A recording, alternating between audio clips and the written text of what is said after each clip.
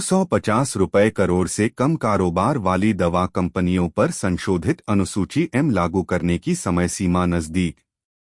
₹250 करोड़ से कम वार्षिक कारोबार वाली दवा कंपनियों के लिए संशोधित अनुसूची एम को लागू करने का समय तेजी से समाप्त हो रहा है। रिपोर्टों के अनुसार बड़ी संख्या में लघु एवं मध्यम उद्यम एमएसएमई इकाइयां, विशेष रूप से ₹50 करोड़ से कम कारोबार वाली छोटी और सूक्ष्म इकाइयां, संसाधनों की कमी के कारण संशोधित अनुसूची एम को लागू करने में कठिनाइयों का सामना कर रही हैं।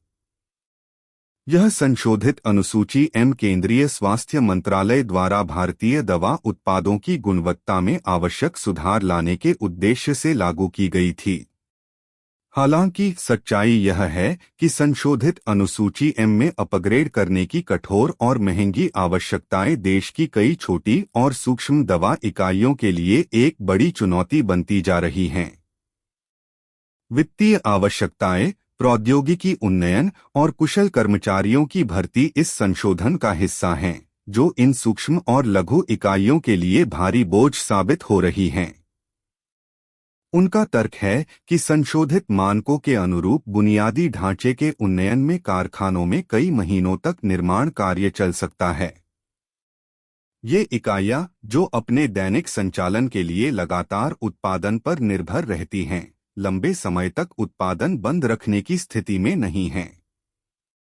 जीविका बनाए रखने के लिए आवश्यक संचालन करने वाले ये उद्यम नवीनीकरण के लिए महीनों तक परिचालन बंद नहीं कर सकते।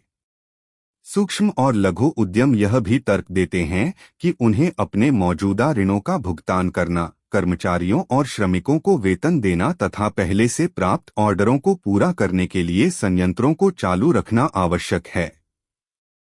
इसका अर्थ यह है कि निर्माताओं को अपने दैनिक कार्यों के साथ साथ ये अतिरिक्त सुधार कार्य भी करने पड़ सकते हैं।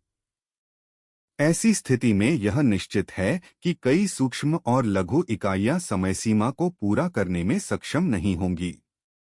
यह उल्लेखनीय है कि देश भर में फैली कुल लगभग 10,500 फार्मा इकाइयों में से लगभग 4,000 सूक्ष्म और लघु इकाइयां हैं। भारत जैसे देश में, जहां 140 करोड़ से अधिक आबादी के लिए सस्ती दवाओं की अत्यधिक आवश्यकता है, यह आपूर्ति मुख्य रूप से इन्हीं इकाइयों के माध्यम से संभव हो पाती है।